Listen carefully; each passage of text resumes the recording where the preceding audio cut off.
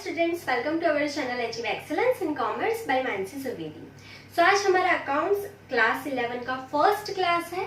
So mainly ये subject जो है वो आपके लिए नया है, अकाउंट्स। ठीक है। सो बहुत बार आपने सुना होगा कि अकाउंट्स लिखते हैं, अकाउंट्स जो है वो रूल पे डिपेंडेंट है, बहुत ज्यादा इजी है। किसी से सुना होगा टफ है, तो दोनों ही पॉसिबल है। बहुत सारे बच्चे बोलते हैं कि अकाउंट्स बहुत इजी है, और इजी है ये बोलने वाले बच्चे ऐसे होते हैं जिनको अकाउंट्स का जो बेसिक है ना वो बहुत ही क्लियर होता है। ठीक है। बहुत सारे बच्चे ऐसे होते हैं जिन्होंने 11th में कुछ भी नहीं पढ़ा होता है और डायरेक्टली 12th का अकाउंट सीखते हैं और सोचते हैं कि 11th में क्या पढ़ना, 12th में बोर्ड एग्जाम होती है ना, तो 12th में पढ़ लेंगे। तो वो बच्चों का बेसिक जो है वो क्लियर नहीं होता है, इसके वजह से 12th में उनको अकाउंट्स जो है वो हार्ड लगता है। ठीक है। सो अकाउंट्स जो है बहुत ही सिंपल है, बस हमें रूल सीखने हैं, रूल को फॉलो करना है। एक भी मिस्टेक अकाउंट्स लिखने में आपकी नहीं होगी। ठीक है। सो आज हम बात करेंगे क्लास 11 अकाउंट पार्ट 1 के बारे में। सो मेनली हमें पार्ट 1 में 11 लेसन सीखने हैं अकाउंट्स में। ठीक है। सो आप सबको पता है कि अकाउंट्स में 2 पार्ट है, तो पहले पार्ट में हमें 11 लेसन सीखने हैं। सो बहुत जरूरी है कि हम अकाउंट पार्ट 1 अच्छे से सीखें, तो ही आपको पार्ट 2 में फाइनल अकाउंट्स आएगा, तो ही आपको 12th में अकाउंट्स कैसे लिखना है वो विदाउट मिस्टेक आप लिख सकते हो। ठीक है। चलिए, सो एक एक लेसन जो है वो पहले हम देख लेंगे, उसमें क्या आपको बहुत जरूरी है, कौन से लेसन आपको 12th में भी काम आने वाले हैं, कौन से लेसन आप सीए करोगे, सीएस करोगे तब काम में आएंगे, वो सारी चीज पार्ट 1 के लिए आज हम डिस्कस करेंगे। उसके बाद हम आज का लेसन जो है वो स्टार्ट करेंगे। ठीक है। सो मेनली हमारा पहला जो लेसन है वो है अकाउंट एंड इट्स टर्मिनोलॉजी। ठीक है। Accounting and it's terminology. So पहले लेसन में हमें क्या करना है, तो अकाउंट्स जो है वो नया सब्जेक्ट है आपके लिए। ठीक है। तो पहले 10th तक अभी आपने पढ़ा है अकाउंट, स्टेटिस्टिक्स, ये सारे सब्जेक्ट, इकोनॉमिक्स, ओसीएम, ये सारे सब्जेक्ट्स जो है वो अभी तक आपने सुने नहीं होंगे, आपके लिए सब कुछ नया है। ठीक है। सो सबसे पहले हम पहले लेसन में ये सीखने वाले हैं कि अकाउंट्स लिखा क्यों जाता है। ठीक है। क्योंकि बहुत सारे बच्चों को सिर्फ यही पता है कि हाँ जो भी हमारा बिजनेस है उसमें कितना प्रॉफिट हुआ, कितना लॉस हुआ, ये जानने के लिए सिर्फ अकाउंट्स लिखा जाता है, पर ऐसा बिल्कुल भी नहीं है। अकाउंट्स जो है वो सिर्फ प्रॉफिट जानने के लिए नहीं लिखा जाता, उसके बहुत और भी यूजेस है, ऑब्जेक्टिव्स है। ठीक है। वो सारी चीजें हम फर्स्ट लेसन में सीखने वाले हैं कि हम अकाउंट्स लिखते क्यों है, पहली चीज। ठीक है।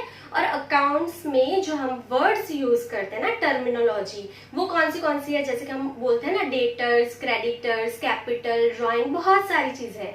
तो सारी चीजों का मतलब जो है वो हम फर्स्ट लेसन में सीखने वाले हैं। अगर आपने फर्स्ट लेसन अच्छे से नहीं सीखा तो सिर्फ आप बैलेंस को रट्टा मारते रह जाओगे कि डेटर्स की जो है वो डेबिट बैलेंस ही होती है, क्रेडिटर की क्रेडिट ही बैलेंस होती है, ये आपको हर कोई सिखा देगा। पर डेटर्स जो है वो डेबिट क्यों होते हैं, क्रेडिटर्स जो है वो क्रेडिट ही क्यों होते हैं, वो आपको कब समझ में आएगा, जब आपने फर्स्ट लेसन अच्छे से सीखा होगा, आपको सारी डेफिनेशन अच्छे से समझ में आ गई होगी, तो आपको फिर अकाउंट्स जो है उसके रूल, उसकी बैलेंसेस कभी भी रट्टा नहीं मारना पड़ेगा। ठीक है। तो पहला लेसन बहुत ही इंपॉर्टेंट है, सारी डेफिनेशन हम सीखने वाले हैं फर्स्ट लेसन में। उसके बाद जो हमारा सेकेंड लेसन है वो है dual effect and transactions and types of accounts.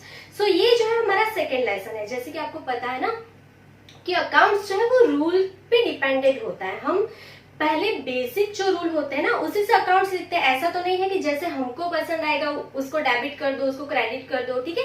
ऐसा नहीं होता है, रूल को फॉलो करना है, तो वो रूल हम सीखने वाले हैं सेकेंड लेसन में। ठीक है। जो क्लासिफिकेशन होता है ना कि कौन सी चीज को कौन सा आप रूल अप्लाई करोगे, गोल्डन रूल, वो सीखने वाले हैं सेकेंड लेसन में। ठीक है। उसका अप्लाई कैसे करना है वो भी हम सेकेंड लेसन में सीखेंगे, तो ये सेकेंड लेसन भी हमारे लिए बहुत ही इंपॉर्टेंट है। उसके बाद थर्ड लेसन की जब बात करेंगे तो थर्ड लेसन हमारा है introduction to goods and service tax. तो ये जिसे हम शॉर्ट में जानते हैं ना जीएसटी। ठीक है। तो ये जो है वो थियोरिकल हमारा लेसन है, जीएसटी के बारे में सिर्फ जानकारी दी गई है कि जीएसटी जो है वो क्यों कैलकुलेट होता है, किस पे कैलकुलेट होता है, वो सारी चीज हम थर्ड लेसन में थियोरिकल टॉपिक है सीख लेंगे। ठीक है। उसमें बहुत ज्यादा दिन नहीं लगते हैं। जो मेन लेसन है अकाउंट में वो हमारा 4th 1 से स्टार्ट होता है। सो हमारा 4th लेसन जो है वो है जर्नल। ठीक है। सो आपने फर्स्ट लेसन सीख लिया, मतलब सारी डेफिनेशन सीख ली, अकाउंट की टर्म्स जो है वो सीख ली अच्छे से। उसके बाद सेकेंड लेसन में हम रूल सीखेंगे, किसको डेबिट करना है, किसको क्रेडिट करना है, किसको क्लासिफिकेशन किसका क्या होगा, किसको कौन सा रूल अप्लाई करना है, वो सेकेंड लेसन में हम सीख लेंगे। उस रूल के हिसाब से हम फोर्थ लेसन में जर्नल लिखने वाले हैं, ठीक है। जर्नल लिखेंगे, जो अकाउंट से उसका स्टार्टिंग पॉइंट जो है ना वो जर्नल से होता है, ठीक है। जर्नल बहुत ही इंपॉर्टेंट होता है। अगर आप जर्नल नहीं सीख पाते हो ना तो उसके बाद का आपको कुछ भी नहीं आता है मोस्टली, ठीक है। जर्नल नहीं समझ में आता क्या डेबिट करना है, क्या क्रेडिट करना है। अगर जर्नल ही नहीं लिख पाते हो तो आपकी पोस्टिंग रॉन्ग हो जाएगी, उसके बाद आप पूरा अकाउंट्स रॉन्ग लिखते हो, ठीक है। तो ये मेन हमारा लेसन है जर्नल।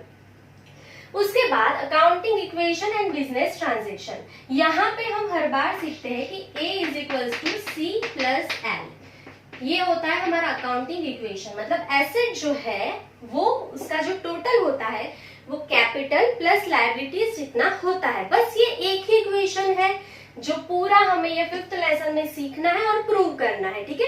तो ये चीज जो है वो हम ऑलरेडी सेकेंड लेसन में सीख लेंगे कि एसेट का जो टोटल है वो कैपिटल एंड लायबिलिटीज जितना होता है।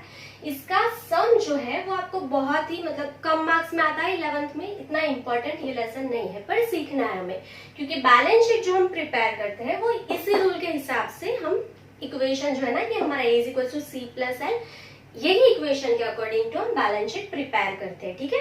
सो मेन जो लेसन है वो मैं आपको बहुत ही अच्छे से आज ही एक्सप्लेन कर रही हूँ, ताकि पूरा साल आपको कभी भी मिस्टेक ना हो, आप पूरा समझ पाए कि क्या आपका इंपॉर्टेंट है, कुछ भी छूटना नहीं चाहिए, ठीक है। सो मैंने पहले ही बोल दिया, आपको फर्स्ट एंड सेकेंड लेसन जितना अच्छा आएगा उतना अच्छा आपको सीखना है। सारी डेफिनेशन, ऐसा नहीं कि रट्टा मार लो, बहुत सारी डेफिनेशन, अगर आपने टेक्स्ट बुक में देखा है 40 अराउंड डेफिनेशन है। ऐसा नहीं कि लाइन टू लाइन रट्टा मार लो, आपको समझ में आना चाहिए कि कॉन्सेप्ट क्या है। वो समझ लिया, रूल समझ लिया, फिर तो जर्नल लिख ही पाओगे, ठीक है। उसमें कुछ भी आपका मिस्टेक नहीं होगा। उसके बाद फिफ्थ लेसन छोड़ दो, सिक्स्थ लेसन है हमारा सब्सिडरी बुक्स, ठीक है। सो यहाँ पे हम बनाएंगे परचेज बुक, सेल्स बुक, ठीक है, ये सारी चीजें। तो उसके बाद फिर सेवंथ लेसन हमारा है cash book and it's type. So यहाँ पे हम कैश बुक प्रिपेयर करेंगे, 1 कॉलमर मतलब simple cash book, 2 columnar, 3 columnar. ये लेसन सारे सब इजी है, 6, 7 सब आपके लेसन इजी हो जाएंगे अगर आपने सेकेंड लेसन अच्छे से सीखा है, रूल आपको पता है, तो 6 एंड 7 लेसन आपके अच्छे से हो जाएंगे। उसके बाद नंबर 8 है आपका जर्नल प्रॉपर। सो अगर आपको जर्नल आती है तो जर्नल प्रॉपर भी आ जाएगी, दोनों सिमिलर है, उसमें कुछ कुछ डिफरेंस है, वो हम डिफरेंस जो है वो 6th लेसन में सीख लेंगे सब्सिडरी बुक्स में, क्लियर। उसके बाद मेन जो आपका लेसन है वो है लेजर पोस्टिंग। सो लेजर पोस्टिंग बहुत सारी चीजों की होगी, जर्नल पे से भी होगी, सब्सिडरी बुक्स की लेजर पोस्टिंग भी होगी, कैश बुक पे से भी लेजर पोस्टिंग होगी, पर जो मेन हमें 12th के लिए बहुत ही इंपॉर्टेंट है लेजर पोस्टिंग, वो है लेजर पोस्टिंग फ्रॉम जर्नल, ठीक है। वो है लेजर पोस्टिंग फ्रॉम जर्नल। आपने यहाँ पे जर्नल अच्छे से सीखी है तो वो जर्नल पे से फिर हमें अकाउंट्स प्रिपेयर करके उसकी पोस्टिंग करनी है। अगर आप जर्नल ही रॉन्ग लिखते हो तो आपकी ये जो लेजर पोस्टिंग है वो भी रॉन्ग हो जाएगी, ठीक है। ये सारी चीजें मैं आपको अभी से इसके लिए बता रही हूँ ना, ताकि मिस्टेक ना हो, कौन से लेसन पे ज्यादा फोकस करना है वो आपका क्लियर हो जाए। आज से फर्स्ट ही हमारे लेक्चर से आपका सारा कुछ क्लियर हो जाए।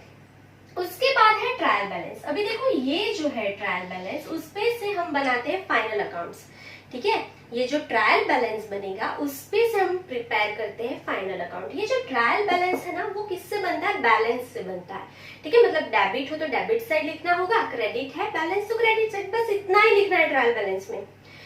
पर वो कब आप प्रिपेयर कर पाओगे, जब आपने सेकेंड लेसन जो है बहुत अच्छे से सीखा है, आपको डेबिट क्रेडिट के रूल पता है, सारी बैलेंसेस आपने लर्न कर लिए, तो ट्रायल बैलेंस आपका राइट ही होगा, ठीक है। और ये ट्रायल बैलेंस यहाँ पे 10th हमारा जो है वो चैप्टर है, ये अच्छे से सीख लिया आपने। उसके बाद डायरेक्टली समझो आप 12th के फाइनल अकाउंट्स बनाने के लिए रेडी हो, ठीक है।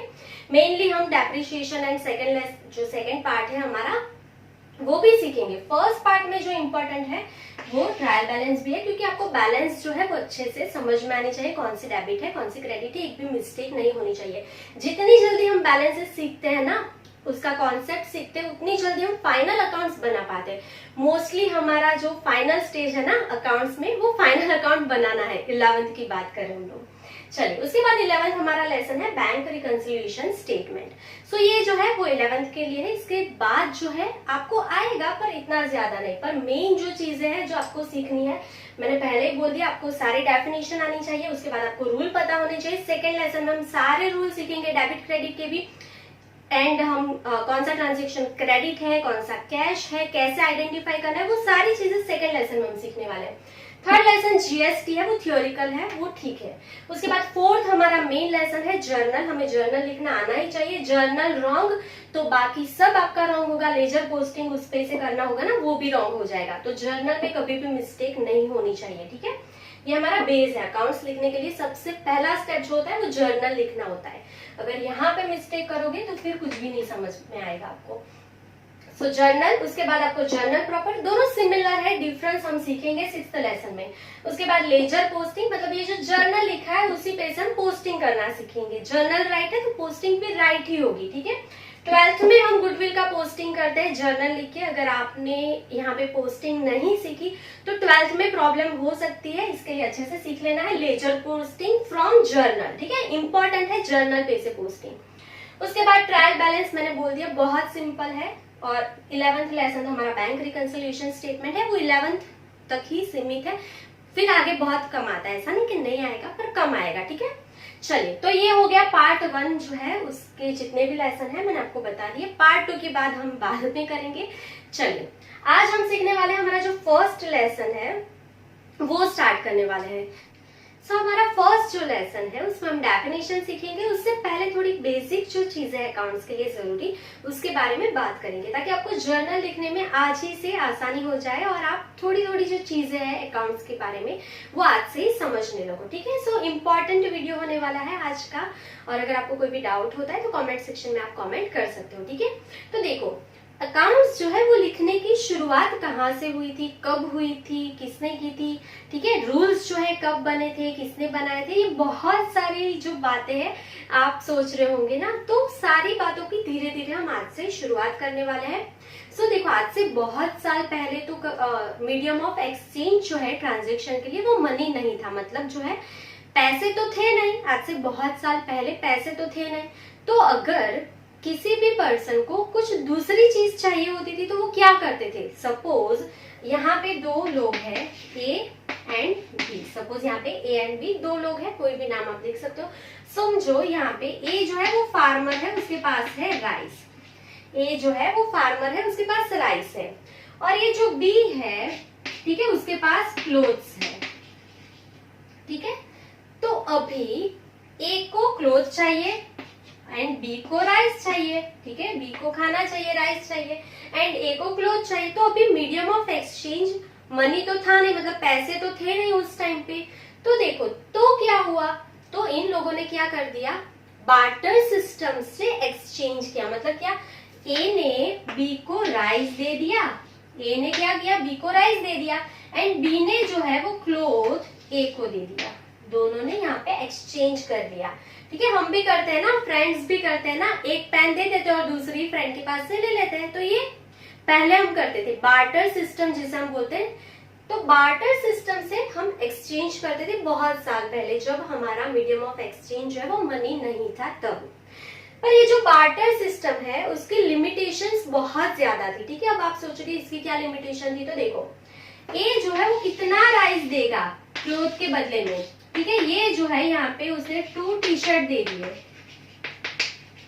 ठीक है। बी ने जो है 2 टी-शर्ट यहाँ पे ए को दे दिया और बदले में ए ने राइस दे दिया 1 kg। तो अभी कितने टी-शर्ट्स के बदले में, मतलब कितने क्लोथ के बदले में कितना राइस देना है, वो कैसे डिसाइड होगा, ठीक है। समझ रहे हो ना बात को। तो बार्टर सिस्टम के लिमिटेशन की वजह से जो है मीडियम ऑफ एक्सचेंज हमारा क्या बना, फिर मनी बना, ठीक है, मतलब पैसे। सो अभी क्या हुआ, in present time money is used as medium of exchange, ठीक है। अभी प्रेजेंट टाइम में हमें कुछ भी ट्रांजेक्शन करना है, आपको कोई भी चीज चाहिए बाजार से, तो आप पैसे दे के आ जाओ और वो चीज आपको जो भी चाहिए वो लेके आ सकते हो, ठीक है। तो अभी हम मीडियम ऑफ एक्सचेंज में यहाँ पे क्या यूज करते हैं, मनी, ठीक है। ये पहली चीज है, बेसिक चीज है, सबको पता है। where money is used as medium of exchange, it is known as monetary economy। ठीक है, अभी हम थोड़ा थोड़ा आगे बढ़ रहे हैं हमारे लेसन की ओर कि जब भी आपका पैसा यूज होगा as a medium of exchange, it is known as monetary economy. अभी यहां से अच्छे से देख लो, हमारा लास्ट पॉइंट है when transaction are made through money they are called economic transaction. ठीक है, जब भी आपका कोई भी ट्रांजैक्शन आपने मनी से किया है तो वो ट्रांजैक्शन आपका बन जाएगा इकोनॉमिक ट्रांजैक्शन। और ये जो है हमारा मेन पॉइंट है। अभी क्यों, अभी मैं सारा एक्सप्लेन कर रही हूँ, समझो बात को। When transaction are made through money, they are called economic transaction। ठीक है, तो इकोनॉमिक क्या है, नॉन इकोनॉमिक क्या है और समझना क्यों है, क्योंकि जब भी हम जर्नल लिखते हैं ना, बात यहीं पे हमारी शुरू होती है, बात यहीं से हमारी शुरू होती है। जब भी हम जर्नल लिखते हैं, जर्नल में जो भी ट्रांजैक्शन रिकॉर्ड होते हैं ना, वो ट्रांजैक्शन होते हैं इकोनॉमिक ट्रांजैक्शन। जर्नल में जो भी हम रिकॉर्ड करते हैं ट्रांजैक्शन, वो ट्रांजैक्शन इकोनॉमिक ट्रांजैक्शन ही होने चाहिए। अगर वो ट्रांजैक्शन नॉन इकोनॉमिक है तो उसकी जर्नल हम नहीं लिख सकते हैं। ये हमारा मेन पॉइंट है। ठीक है, सो मैं बोल रही हूँ ना, सारा कुछ एक दूसरे से रिलेटेड है। इसके लिए हम थोड़ा डीपली एक्सप्लेनेशन यहाँ पे करेंगे, उसके बाद हम नेक्स्ट वीडियो में अकाउंट क्या है, डेफिनेशन क्या है, वो सारी चीजें नेक्स्ट वीडियो में सीखेंगे। अभी समझो, जब भी कोई ट्रांजैक्शन इकोनॉमिक ट्रांजैक्शन होता है उसी की हम जर्नल करते हैं। नॉन इकोनॉमिक जो हमारा ट्रांजैक्शन होता है वो कितना भी इंपॉर्टेंट क्यों ना हो, वो अकाउंट्स में नहीं लिखा जाता। ठीक है, हम कौन से ट्रांजैक्शन अकाउंट्स में लिख सकते हैं, जिसकी मॉनेटरी वैल्यू हो। मॉनेटरी वैल्यू मतलब क्या, यहाँ पे समझो फॉर एग्जाम्पल आपने कुछ भी परचेज किया है। ठीक है, परचेज्ड गुड्स ऑफ रुपीज 10,000। ठीक है, अगर आपने 10,000 का गुड्स यहाँ पे परचेज किया इन कैश और क्रेडिट, जो भी है, सपोज इन कैश आपने कैश दिया और 10,000 का गुड्स यहाँ पे परचेज किया है, तो यहाँ पे आप देखो, यहाँ पे अमाउंट है, आपको पता है कि 10,000 का गुड्स है। अगर आपको अमाउंट पता है तो ही ये इकोनॉमिक ट्रांजैक्शन बनेगा, इसकी मॉनेटरी वैल्यू इससे बोलेंगे, तो ही ये इकोनॉमिक ट्रांजैक्शन है, तो ही इसकी जर्नल लिखी जाएगी। अदरवाइज अगर ये ट्रांजैक्शन नॉन इकोनॉमिक है तो इसकी हम जर्नल नहीं लिखेंगे। समझ में आ गई बात।